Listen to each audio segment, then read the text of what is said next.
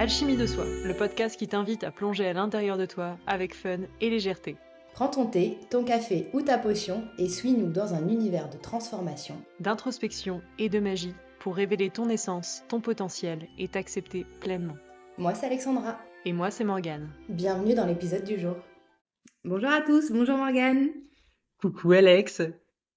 Alors aujourd'hui on s'est dit qu'on allait parler de ces phases de doute qu'on traverse à plusieurs reprises je pense dans une vie. Et voilà, on va aborder un petit peu ce thème-là, savoir comment on peut le gérer, avec quel outil, comment se reconnecter à ces outils justement qu'on a tous en soi pour pouvoir traverser ces périodes de doute qui souvent sont pleines d'apprentissage, remplies vraiment d'apprentissage.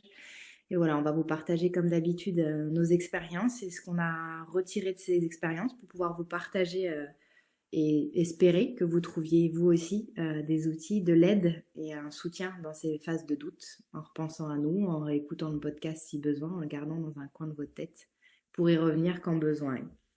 Voilà un petit peu le programme de ce podcast. Oui, on va également voir comment justement connecter avec soi, avec son âme, parce que dans les moments de doute, il y a souvent cette notion de se sentir totalement perdu, comme si on n'avait plus de direction, comme si on n'avait plus de vision. On ne sait pas finalement où on se trouve, où on va. On est quelque part à la dérive totale.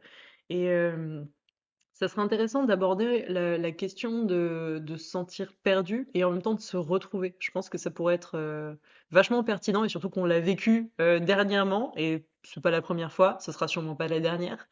Donc Sûrement pas. je pense qu'il y a beaucoup à dire sur cet épisode. On va essayer de rester succincte dans cet épisode et de rester à l'essentiel de ce qu'on a à vous partager. Mais clairement, oui, cette reconnexion à soi et à son âme, c'est pour moi l'outil essentiel, puisqu'en fait, c'est là où on va retrouver notre propre boîte à outils, tout ce qu'on a en soi pour justement traverser ces phases de doute.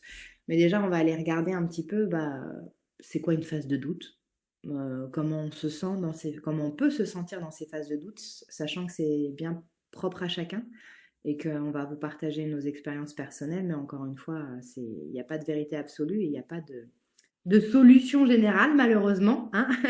C'est aller chercher en soi profondément. Donc, par exemple, toi, Morgane, comment tu te sens dans ces moments-là? Qu'est-ce qui te fait te faire tiquer en te disant, oh là, je suis complètement paumée, qu'est-ce que je peux faire? Bien, si je te parle justement de la dernière en date, donc qui a eu lieu là, peut-être avant fin d'année, début d'année 2024. Ça faisait un moment où j'avais l'impression en fait, pour moi, il y a plusieurs parties. Il y a la première où tu carbures, t'es à fond, mais du coup, tu te sens épuisé. C'est comme si vraiment t'étais fatigué et en même temps tu cours partout et t'as l'impression que t'es débordé en fait. Et c'est généralement un petit peu après ça où tu vas avoir comme une espèce de moment de down et tu sais plus où tu te trouves en fait, tu sais plus où t'en es, tu sais plus vers où t'as envie d'aller. À ce moment-là, j'ai même eu, en fait, ça s'est étalé dans le temps et j'ai remarqué à un moment donné que j'avais même plus l'envie de faire quelque chose, j'avais plus d'idées, c'est comme s'il y avait une forme ouais, de néant. J'étais comme baignée dans le néant et ça m'a mis pas bien forcément. Et c'est très dur d'expliquer, de mettre des mots dessus, donc on se sent encore plus seul parce que va expliquer à quelqu'un, bah alors en fait, je me sens pas bien, j'ai l'impression d'être dans le néant, je sais pas ce que je veux faire, je sais pas où je veux aller, je me sens perdue sur plein de points, j'ai des décisions de vie importantes à prendre, mais je sais pas lesquelles faut prendre, je suis complètement paumée en fait. C'est parce qu'on va normalement te répondre, oui, mais au fond de toi, tu sais ce que tu veux. Mais dans ces moments-là, t'as perdu la vision. Tu sais pas ce que C'est ça. tu veux en fait. T'en sais rien du tout. T'es paumé complètement. Et ouais, ça a été un moment assez éprouvant parce qu'il y avait des grosses décisions à prendre. Et du coup, je me suis dit, ouais, mais j'ai en même temps cet ultimatum d'avoir des décisions à prendre dans ma vie tous les jours, et dont certaines qui sont importantes pour des changements de vie. Et en même temps, bah là, je sais pas où je suis, donc sur quoi je m'appuie, qu'est-ce que je fais en fait? Et c'est vraiment été un moment assez folklore à vivre. Et justement, bah, c'est là que j'ai pris conscience de me dire, ok, si tu ne sais plus, c'est parce que tout simplement tu n'es plus connecté à toi. T'es plus du tout connecté à ton ressenti, t'as arrêté, t'as perdu en fait tes filtres de vision, tu as perdu ta boussole, tu as perdu en fait tes grilles en fait de repères. Donc faut revenir à toi en fait. Mais sur le coup, tu mets un petit temps en général de quelques semaines à te rendre compte que le problème vient du fait que tu t'es déconnecté de toi et que c'est pas en cherchant à l'extérieur que tu vas trouver une solution. Ça, c'était Ouais, pour mon expérience en tout cas. Et toi, du coup, ouais. est-ce que tu veux nous Bah, partager ta dernière expérience en date? ouais, j'avais envie de te poser une question qui a popé là pendant que j'écoutais ton partage d'expérience. C'est, tu as dit, il y a ce moment souvent de un peu de foncer tête baissée, de surcharge même, et à un moment donné, ça s'arrête net et on se sent complètement perdu. Est-ce que tu penses que justement c'est en lien de, de, de se mettre un peu dans ce rythme métro-boulot-dodo à un point tel que t'en perds ta boussole intérieure et que t'en perds ton objectif de vie, tes valeurs de vie, et que du coup, à un moment donné, bah, on te met un stop et on te dit, attends là, est-ce que tu te souviens qui tu es? Est-ce que tu te souviens pourquoi tu fais ci? Est-ce que tu te souviens pourquoi tu fais ça? Quelles sont tes valeurs? Tiens, viens, recentre-toi un petit peu et pour te Mm. recentrer, bah, justement, on va te mettre bah, au milieu de la forêt, paumé, sans boussole, sans carte, sans rien pour te guider et juste te recentrer, te reconnecter. Est-ce que tu penses que justement, ces phases de doute apparaissent quand il y a cette fuite vers l'extérieur et cette fuite vers la production, vers le faire, vers le voilà, vers tout ce qu'on nous pousse à être ces derniers temps, quoi. Bah, il y a clairement un lien de cause à effet. Il y a une image qui m'est venue pendant que tu parlais. Et c'est un petit peu comme si, dans ces moments-là, tu te mettais un bandeau sur les yeux et tu te disais, vas-y, viens, je vais courir dans une forêt. Tu vas courir dans le noir avec un bandeau sur les yeux Ah, dans une forêt. Mais vraiment, hein, tu t'arrêtes pas. Tu vois, enfin, forcément, au bout d'un moment, tu risques de te prendre un arbre. Et puis quand tu vas enlever le bandeau, tu vas te dire, mais je suis où? Il y a cette exact. problématique d'avancer sans être à l'écoute en fait, sans avoir vraiment un système de guidance intérieure.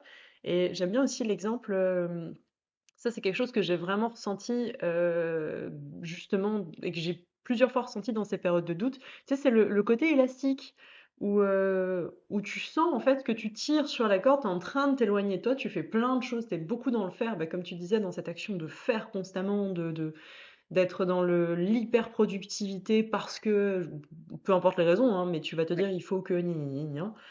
Et en fait, dans ces moments-là, tu tires, tu tires, tu tires, tu tires, et tu finis par tellement t'éloigner de toi que en fait, tu es dans une incohérence totale. Donc tu réponds plus à aucun de tes besoins, tous les voyants sont en rouge, mais comme tu t'écoutes pas, bah, tu le vois pas. Donc du coup, ça claque en fait. Il y a un moment où l'élastique claque.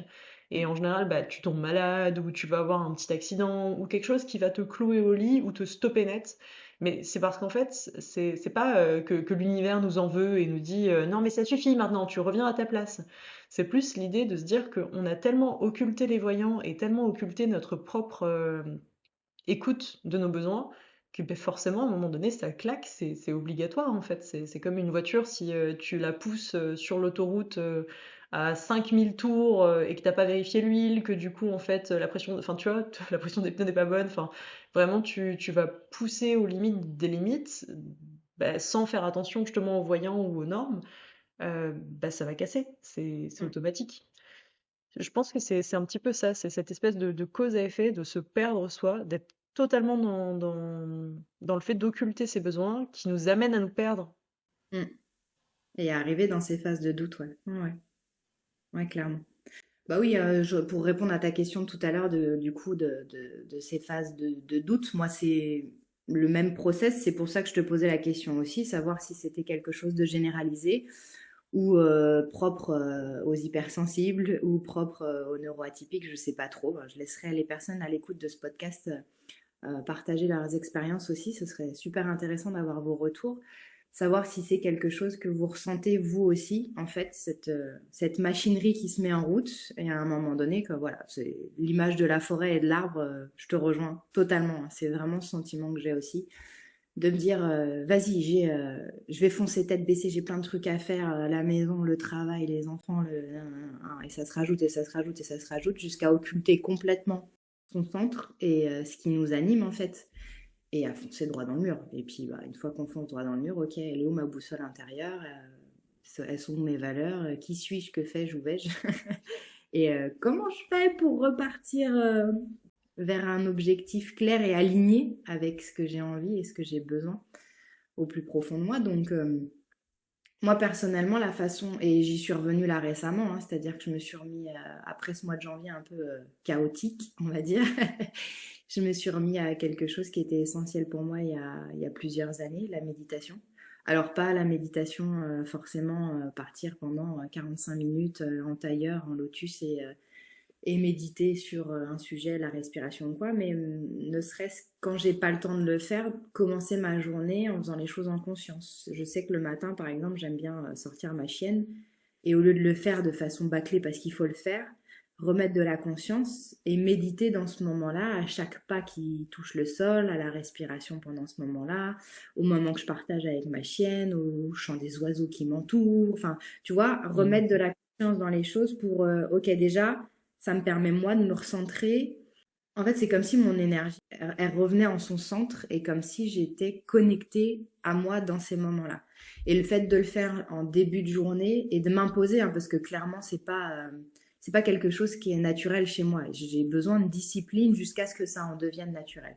Un peu comme le sport d'ailleurs. Ça a été, ça devient automatique, mais j'ai l'impression qu'il y a quand même toute, enfin pour ma part en tout cas, toute une période de discipline nécessaire à ancrer ça dans le quotidien pour que je comprenne que ça me fait du bien et que j'en ai besoin pour garder un rythme de vie sain. Tu vois ce que je veux dire? Donc il y a vraiment cet aspect de méditation ou alors de prendre 5-10 minutes. Il n'y a pas besoin non plus, encore une fois, d'un quart d'heure, une demi-heure, trois quarts d'heure. Je prends 5 minutes quand j'ai 5 minutes, je prends 10 minutes quand j'ai les 10 minutes. Mais juste, je me pose sur l'instant présent et je me recentre. Et là, ça laisse place, en fait, à mon espace intérieur, à la communication avec moi-même, à mon instinct, à mon intuition. Et il y a des choses qui se mettent en place et qui se déverrouillent petit à petit tout seul. Et je pense que, voilà, dans les moments où je refonce tête baissée, souvent, bah, c'est des moments où je fais plus tout ça, où je prends plus le temps. Parce qu'il y a un jour qui a sauté parce que l'enfant était malade. Il y a un jour qui a sauté pour X ou Y raison. Et du coup, j'ai perdu ce pli-là. Et puis, bah, on a vite fait de retourner dans la boucle inverse et de se reprendre un arbre jusqu'à recommencer. Donc, je sais pas, toi, quels outils tu as pour passer ces phases de doute. Il y en a plusieurs et j'aime bien justement la manière dont tu abordes la méditation, le fait justement de sortir le chien, de prendre ces moments pour toi au final, je pense que c'est ça cette différence, c'est de passer du temps avec soi. Et tu parlais tout à l'heure du fait d'être hypersensible ou neuroatypique. Je pense qu'il y a une plus grosse probabilité que si tu es hypersensible ou neuroatypique, tu te retrouves plus souvent dans ces périodes justement de doute parce que il y a la saturation aussi naturelle de l'environnement. Il y a le fait que bah, tu vas être beaucoup plus concentré naturellement sur les besoins des autres et plutôt que les tiens. Et en même temps, bah, tu passes tes journées qui sont chargées et de plus en plus chargées avec nos générations et de plus en plus éprouvantes au final émotionnellement et sensoriellement. Stimulante en fait. On est surstimulé au quotidien et quand ouais, l'hypersensibilité mêlée à ça, ça va vite à déborder. Exactement. C'est cette idée d'être submergé en fait par la vague au quotidien et je pense il y a vraiment en fait je peux pas faire de généralité parce que tout le monde est différent et puis j'ai pas de statistiques pour appuyer ce que je dis mais c'est vraiment être peut-être plus disposé à ça et en même temps avoir aussi l'opportunité d'être mieux connecté à soi quand justement on est hypersensible ou neuroatypique parce qu'on rencontre plus souvent ce genre de période.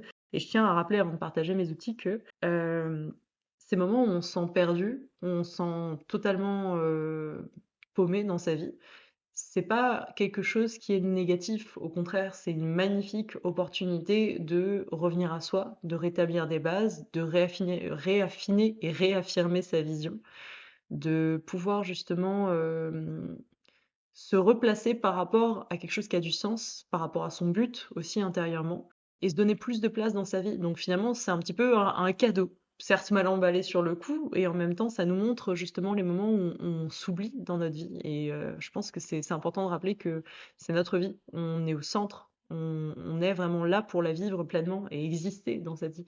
Donc c'est hyper important de se donner cette place. Et justement, c'est là que j'en arrive à mes outils. Je pense que, enfin mes outils, c'est plus ma pratique dans ces moments-là. En fait, quand je remarque que je me suis éloignée justement de moi pendant un trop long moment, il y a la méditation, mais c'est plus diffus. En fait, j'ai remarqué que ce que je vais remettre en place, c'est déjà m'occuper de mon corps.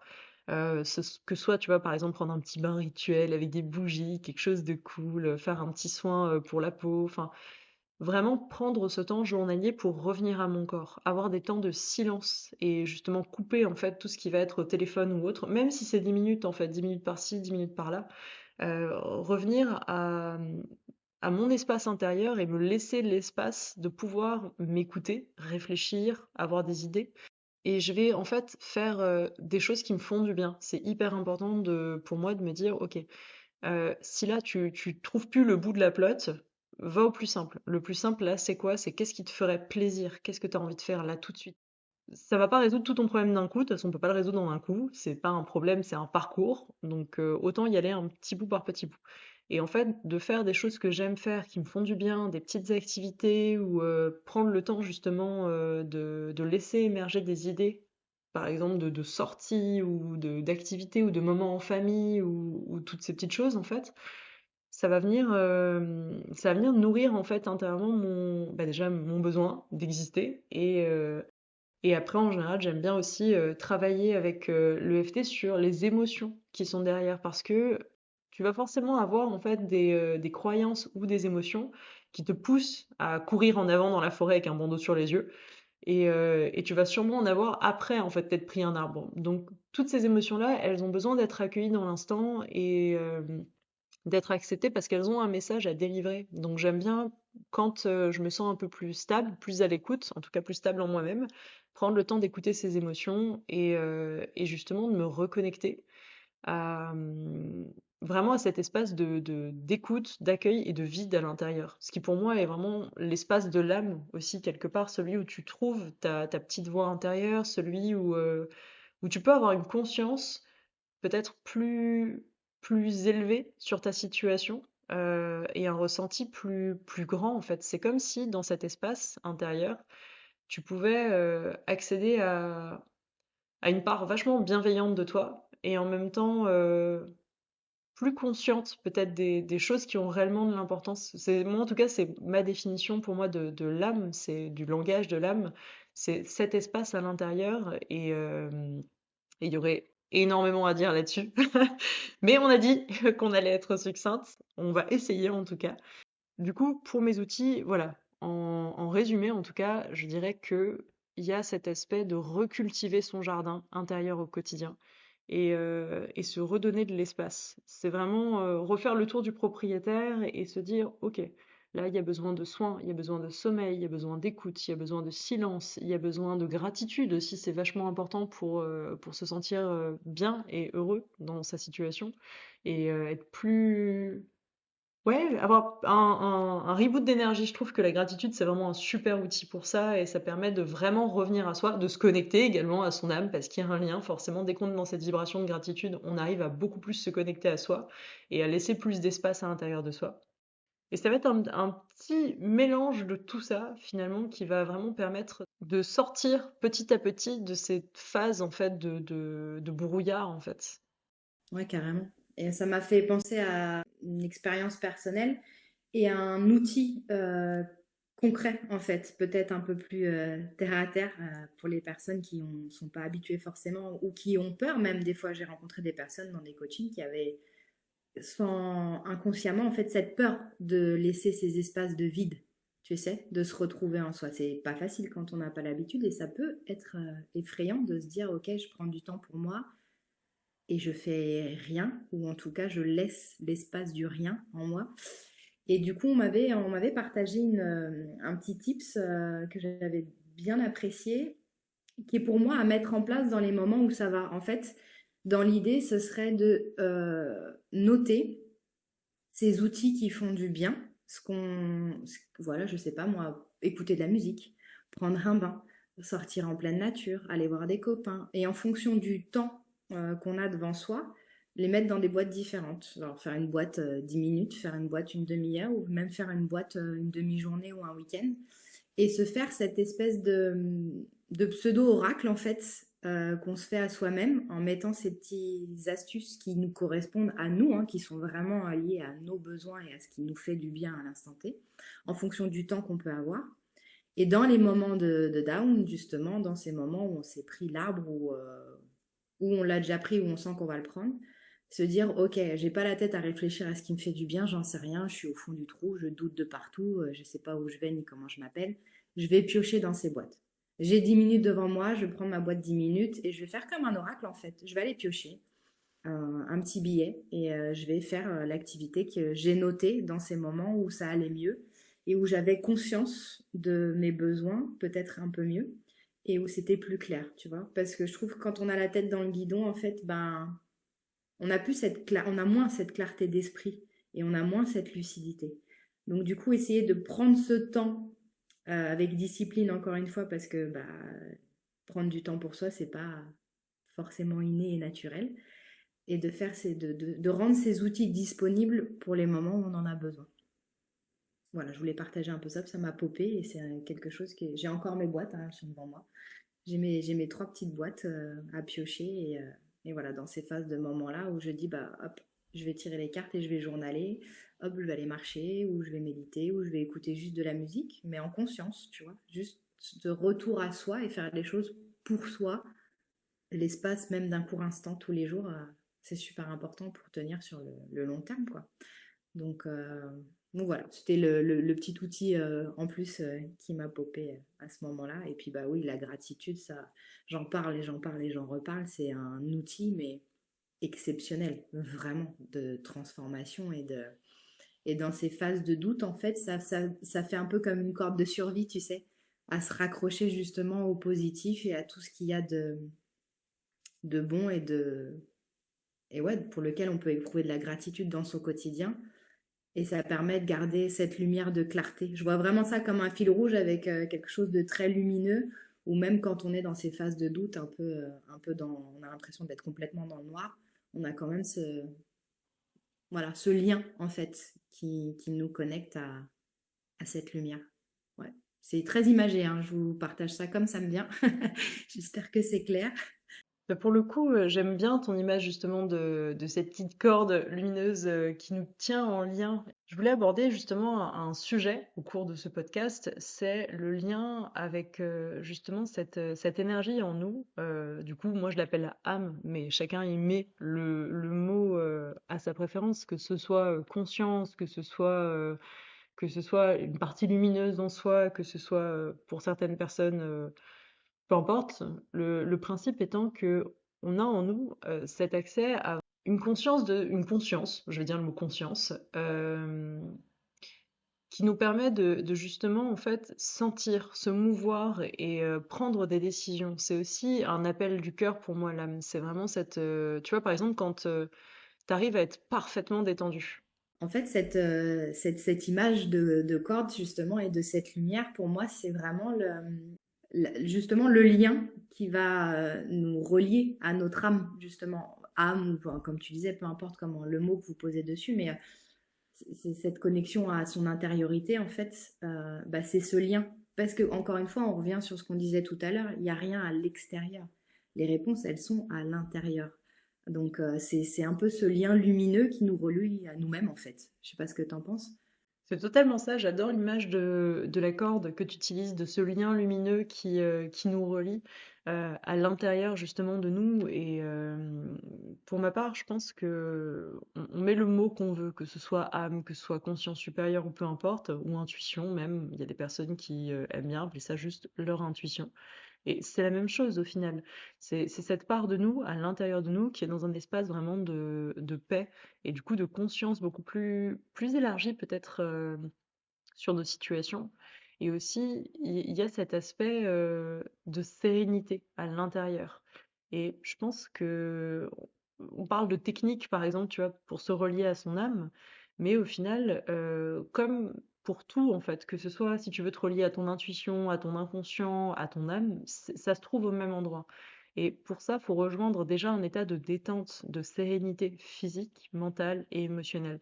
Alors, bon, quand on est stressé et dans des périodes de doute total, c'est très compliqué de se dire, oui, mais comment je me détends? Parce que là, il y a 1 milliard de problèmes, j'ai pas le temps et j'ai pas l'envie de me détendre. Hem et c'est justement se dire: «OK, c'est contre-intuitif dans l'instant, mais rien que le fait, tu vois, de respirer, de s'allonger, de mettre une musique», donc pas forcément une méditation guidée d'ailleurs, juste une musique qu'on aime en fait, qu'on apprécie, qui nous rassure.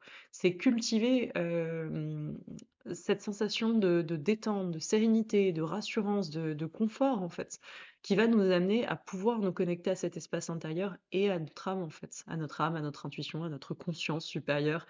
Hem et il n'y a pas, 36 moyens de faire. Il faut rejoindre en fait cet état intérieur où on se sent déjà en sérénité, en sécurité. J'aime beaucoup, tu vois, l'exemple du moment où tu vas t'endormir. C'est le moment où ton cerveau en fait va changer d'onde et passer, des ondes alpha aux ondes θ jusqu'à l'endormissement, vraiment profond et c'est un petit peu ça, c'est que, quand, tu vas changer en fait d'onde cérébrale, tu vas avoir accès à différentes parties aussi de toi, de ton intériorité et c'est cultiver ça tout simplement pour, déjà se recharger parce que ça fait du bien et que physiquement quand tu vas te mettre dans des stades détente profonds, bah, tu permets à ton corps de te régénérer, donc d'avoir des idées plus claires, un organisme qui fonctionne mieux. Mais c'est surtout que tu vas déjà, en fait, fluidifier tout ton émotionnel qui va pouvoir à ce moment-là s'exprimer sans être interrompu ou bloqué. Et in fine, tu vas pouvoir justement accéder à cette part de conscience en toi, cet espace en fait de sécurité qui va pouvoir te guider, où les réponses peuvent apparaître. J'ai un lien qui s'est créé. Je voudrais avoir ton avis là-dessus. C'était pas du tout dans la trame du podcast qu'on avait prévu, mais c'est pas grave. Je me permets cette petite aparté. Est-ce que tu penses justement que c'est en ça que tout le milieu spirituel et ésotérique prend de l'ampleur ces derniers temps? Justement parce que ils apportent des outils qui permettent de mettre ces moments de pause, de off pour des personnes, justement, notamment dans une séance énergétique, de prendre rendez-vous pour soi et de prendre le temps de se détendre et que quelqu'un, justement, laisse la place, par le biais d'échanges énergétiques, aux émotions de remonter, à la personne de ressentir ce qui se passe à l'intérieur ou pas d'ailleurs, et juste de se détendre pendant l'espace d'une séance. Est-ce que tu penses, enfin, ça m'a popé tout de suite, je me suis dit c'est peut-être pour ça aussi, cette surexposition au réseau, cette surstimulation en permanence. Est-ce que justement ça entraîne un besoin différent des personnes qui étaient à l'époque, qui vivaient en maison à la campagne, qui étaient connectées à la nature en permanence, etc. Est-ce que justement on ne recherche pas ces moments de connexion à soi, ces moments de méditation, ou peu importe comment on l'appelle, encore une fois, ces moments de bien-être qu'on s'accorde, est-ce que c'est pas retransposé justement avec les outils ésotériques qui se développent et qui pullulent de partout en ce moment, quoi? Je pense que on, on a chacun des défis par rapport à nos générations et il y a cette phrase qui me vient, qui peut paraître un peu étrange, mais on ne respire bien qu'à l'intérieur. Pour moi, tous les moments où on est en course dans notre quotidien, on est en apnée. Et si tu regardes, ça se voit même au niveau de notre respiration, où on se retient de respirer, où on respire à moitié. C'est un petit peu cette idée de pouvoir respirer pleinement en prenant ses temps. Donc je te rejoins totalement, les séances énergétiques ou méditation guidée vont permettre justement un espace où de nouveau, tu respires, tu te reconnectes à toi et tu te sens bien. Ça te permet d'avoir un moment vraiment de rapport avec toi, avec ton monde intérieur. Et c'est quelque chose qui est presque devenu un besoin, j'ai remarqué pour plusieurs personnes, de prendre ces temps au cours d'une journée. Parce que on n'a plus assez d'espace. Quand tu regardes, par exemple, les taux d'eau qu'on a tous, je pense, sur une journée, elles sont parfois intenables. Et quand c'est pas la to-do list, c'est les moments en famille, c'est du coup s'occuper des enfants, ça va être s'occuper des animaux, ça va être penser à ce qu'il faut faire la semaine prochaine. En fait, on en revient toujours beaucoup à ce sujet du temps, mais parce que c'est se poser cette question de où est-ce qu'on veut investir ce temps? Est-ce qu'on on veut en fait justement investir ce temps sur nous et prendre le temps de nous connecter à nous pour pouvoir ensuite générer quelque chose? Ou à l'inverse, est-ce qu'on veut essayer de générer quelque chose même si c'est pas en accord? C'est cette petite différence finalement qui a un gros impact sur nos vies.